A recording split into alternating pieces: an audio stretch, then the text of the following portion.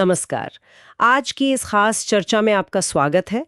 आज 1 जुलाई 2025 है और हम भारतीय शेयर बाजार में क्या चल रहा है इस पर थोड़ी बात करेंगे। नमस्कार। हमारे पास इक्विनीवेस्ट लर्न की एक ताज़ा टिप्पणी है जिसमें Reuters, money control, financial express और हाँ रेडिट जैसे स्रोतों से भी जानकारी ली गई है। हाँ, काफी दिलचस्प मिक्स है सोर्सेस का। बिल्कुल। तो आज हमारा मकसद है बाजार की हलचल को समझना। खासकर ये देखेंगे कि विदेशी और घरेलू निवेशक मतलब एफआईआईज और डीआईआईज क्या कर रहे हैं, कौन से सेक्टर फोकस में है और आगे किन बातों पर ध्यान देना चाहिए। चलिए शुरू करते हैं। ठीक है। सबसे पहले इंडेक्स पर ही नजर डालते हैं। निफ्टी 50 वो लगभग 25,546 के पास है। हाँ, और सेंसेक्स 83,738 के करीब।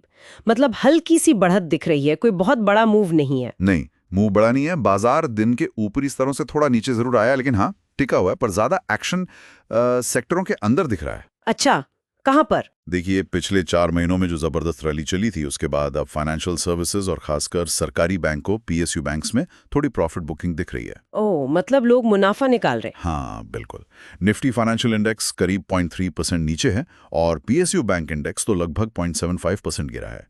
और साथ में मिड कैप और स्मॉल कैप में भी थोड़ी नरमी है आज। अच्छा, तो जो सेक्टर हाल में तेज भागे थे वो अब थोड़ा सुस्ता रहे।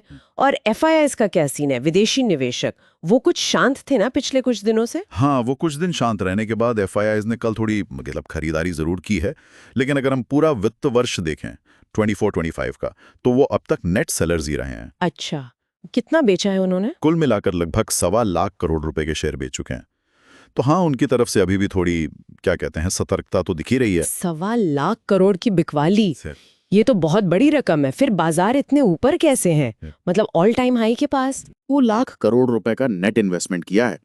इसमें म्यूचुअल फंड और बीमा कंपनियां सबसे आगे हैं। कमाल है। और एक बहुत बहुत बड़ी डेवलपमेंट हुई है। पहली बार ऐसा हुआ है कि भारत की जो टॉप 500 कंपनियां हैं उनमें डीआईआईज की कुल होल्डिंग एफआईआईज से ज्यादा हो गई है। सच में? क्या आंकड़े? हाँ, डीआईआईज की हिस्सेदारी 18.11% हो गई है, जबकि एफआईआईज की 17.86% है। अरे वाह, ये तो वाकई में एक बड़ा शिफ्ट है। इसका मतलब ये हुआ कि भारतीय बाजार की निर्भरता विदेशी पैसे पर अब कम हो रही है। बिल्कुल, आप सही समझ रही हैं। ये दिखाता है कि हमारी घरेलू पूंजी कितनी मजबूत हो गई है। अगर विदेशी निवेशक पैसा निकालते भी हैं, तो हमारे घरेलू निवेशक उस गैप को वो काफी हद तक भर रहे हैं। इससे बाजार को सहारा मिल रहा है। जबरदस्त सहारा मिल रहा है। और इसी वजह से आप देखिए मिड कैप और स्मॉल कैप शेयरों में भी डीआईआईज की रुचि बनी हुई है। वैल्यूएशन के लिहाज से ही अभी भी आकर्षक लग रहे हैं कई लोगों को। समझ गई, घरेलू पैसा ही बाजार को थामे हुए। अच्छा, और क्या खास डेवलपमेंट है? आईपीओस की भी कुछ बात हो रही थी शायद। हाँ, जुलाई का महीना आईपीओस के लिए काफी बिजी रहने वाला है। एक अनुमान है कि लगभग $2.4 बिलियन यानी करीब 20,000 करोड़ रुपए के आईपीओस लाइन में। ओह, 20,000 करोड़, तो मार्केट में और लिक्विडिटी आएगी। बिल्कुल, और ये भी बाजार में काफी हलचल पैदा कर सकते हैं। हाँ, तो एक्शन तो बना रहेगा। ये तो हुई आज की बात और हाल के ट्रेंड्स। अब आगे क्या? किन चीजों पर बाजार की नजरें टिकी रहेंगी? देखिए, आगे के लिए इक्विनीवेश लर्न भी हाईलाइट कर रहा है 3 मुख्य बातें। बताइए। पहली, अमेरिका और भारत के बीच जो ट्रेड पर बातचीत चल रही है, खासकर 9 जुलाई को टैरिफ को लेकर एक डेडलाइन है। हाँ, वो जरूरी है। हाँ, दुनिया भर में ट्रेड टेंशन थोड़ी कम हुई है, तो इस बातचीत पर सबकी नजर रहेगी। दूसरी बात, आरबीआई आगे क्या संकेत देता है। उनकी पॉलिसी से ब्याज दरें और फाइनेंशियल सेक्टर सीधा प्रभावित होंगे। और तीसरी, कंपनियों के नतीजे। पहली तिमाही यानी अप्रैल से जून वाले नतीजे आने शुरू होंगे। ये बताएंगे कि कंपनियों की कमाई कैसी है और ये बाजार की दिशा तय करने में मदद करेंगे। तो ट्रेड नेगोशिएशंस, आरबीआई की पॉलिसी और Q1 रिजल्ट्स, ये 3 बड़े ट्रिगर्स हैं।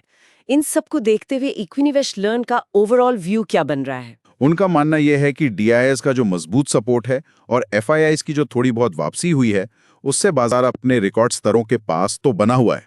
लेकिन क्योंकि वैल्यूएशन मतलब शेयरों के दाम काफी ऊंचे स्तर पर हैं और ग्लोबल माहौल में भी थोड़ी अनिश्चितता है, तो शायद बाजार एक रेंज में रह सकता है। मतलब रेंज बाउंड। हाँ, मतलब रुझान पॉजिटिव रह सकता है, पर शायद बहुत तेज उछाल की उम्मीद अभी ना करें।